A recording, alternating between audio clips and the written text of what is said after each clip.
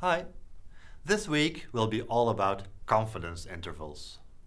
You can think of this as a natural extension of estimation theory, where we go from point estimates, one single value, to interval estimates.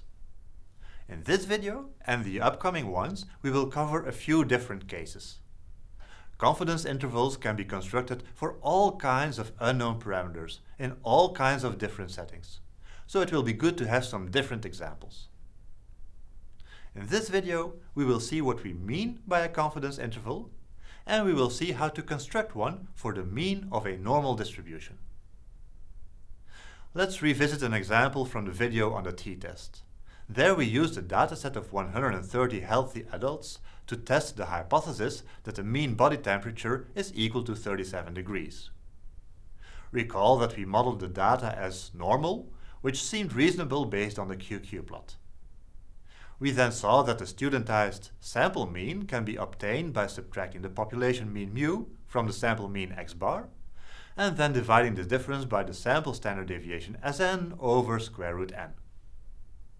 This expression, which we called capital T, has a t distribution with n-1 degrees of freedom, in our case 129. Last week we found that assuming the null hypothesis, this gave us a really extreme value of minus 5.45, corresponding to a really low p-value of less than 1 in a million. However, now we do not work with hypotheses. We are still interested in the true, unknown value of the parameter mu, though. The sample mean was 36.8. So this value would be a perfectly fine estimate for mu. However, this 36.8 is merely a point estimate. It is one value. Granted, it is the result of an estimator that we have some confidence in. But as you know, you should not conclude from this that mu is actually equal to 36.8. It could be a bit off. As we saw when we discussed estimators in the second week, the uncertainty in the data leads to uncertainty in the estimator. On the other hand, it cannot be off by very much. We already know that mu equals 37 is not very likely. This is the hypothesis that we rejected. So, the question we would really like to answer is, can we come up with an interval that copes with this uncertainty? It's already clear that our point estimate 36.8 does belong in this interval, whereas 37 does not. We will immediately see how to construct this interval, but it is important to keep the general idea in mind. This confidence interval, which can be constructed for any parameter, not just the expectation mu, can be interpreted as a way of estimating an unknown parameter. But now the outcome of the estimation procedure is an interval, for which we are fairly confident that the real value of the parameter lies in this interval. We will of course make this more precise in a minute. Okay, let's focus on this studentized mean capital T and its distribution again. If you think about it, this is quite a strong result. This expression T depends on the observations, both through the sample mean and the sample standard deviation, and it depends on the unknown parameter mu. However, the distribution is a known one, the t n-1, which is fixed. It neither depends on the data nor on any unknown parameters. We call such an expression a pivot, or a pivotal quantity. It is a function of observations and unknown parameters for which the distribution does not depend on those unknown parameters. Pivots will be the starting point for the construction of confidence intervals in many different settings. Now, back to our example. First, let's draw the density function of t. We indicate the interval, symmetric around 0, that contains 95% of the area below the graph of the density function of t. This means that we put 2.5% of the area in each of the tails, so that 5% is in the two tails together. This 5% probably reminds you of the significance level from last week. Well, we will get to that in a minute. The nice thing now is that t is a pivot, so its distribution is fully known. It does not depend on any unknown parameter. So we can just compute which values on the horizontal line are the boundary points between the green and orange regions. The R command, as we have already seen, that does this is qt, which makes sense since we are interested in the quantile of the t distribution. We indicate the degrees of freedom, which is 129, and the area, 0.025, that should lie to the left of the value that we are looking for. R tells us that this quantile is minus 1.98. This means that there is a 95% probability that t is between these two values.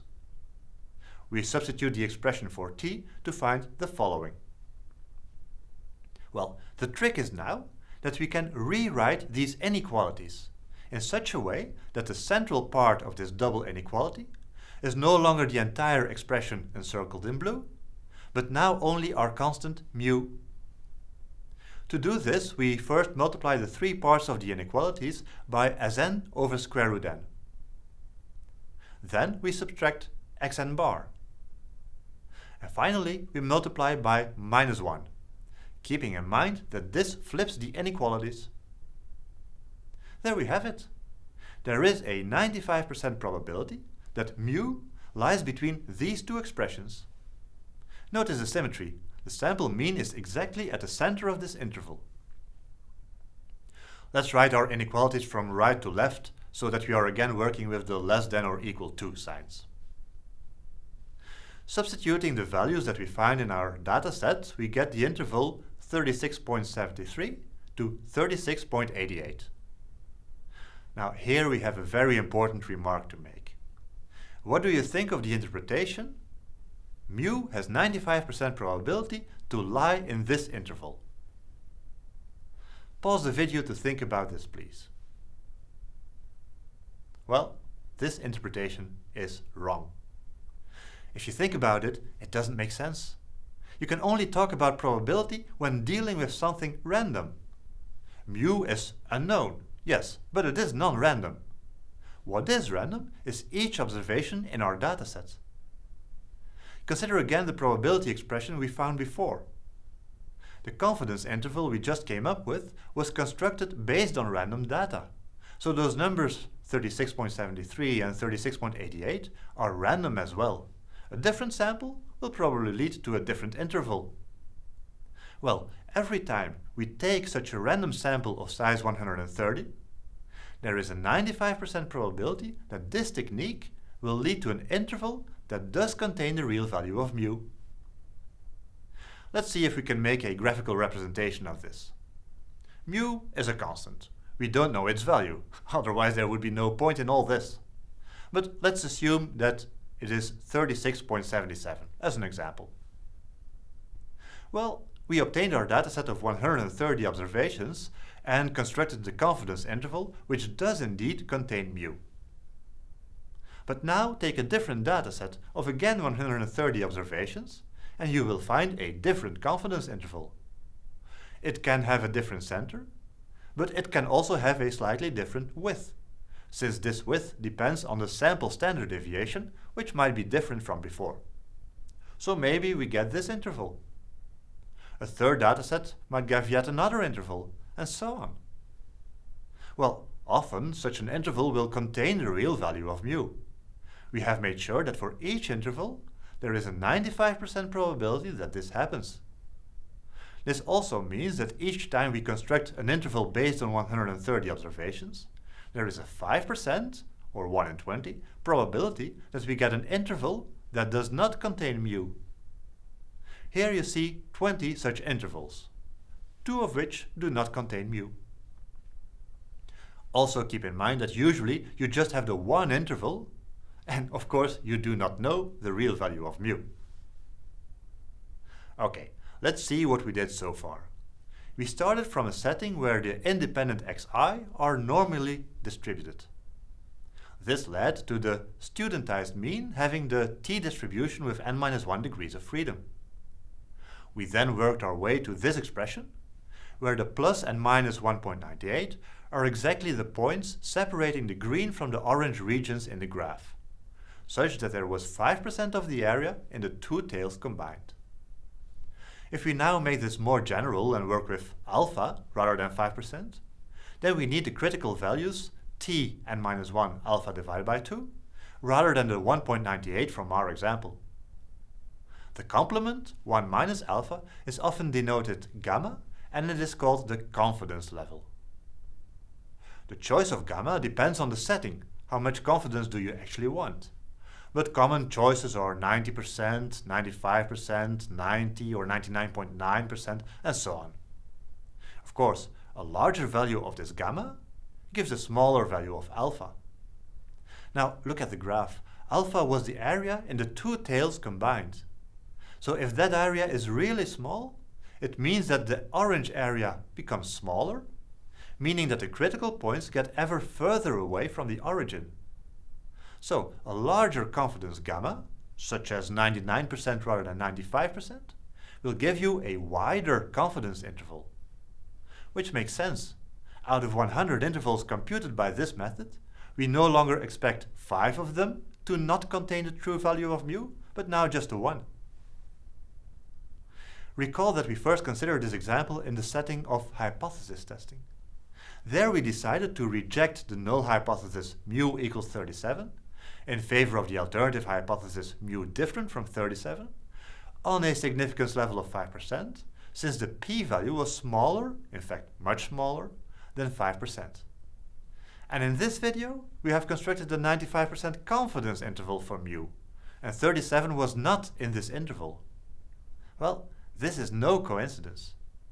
If the null hypothesis mu equals mu0 is rejected, at significance level alpha in a two-sided test, then this value mu0 will not be in the 1 minus alpha confidence interval. And the other way around as well. If the null hypothesis is not rejected, then this value will be in the confidence interval. So you can also describe the 1 minus alpha confidence interval as the set of values mu0 for which the null hypothesis mu equals mu0 would not be rejected, in favor of the two-sided alternative hypothesis mu is different from mu0.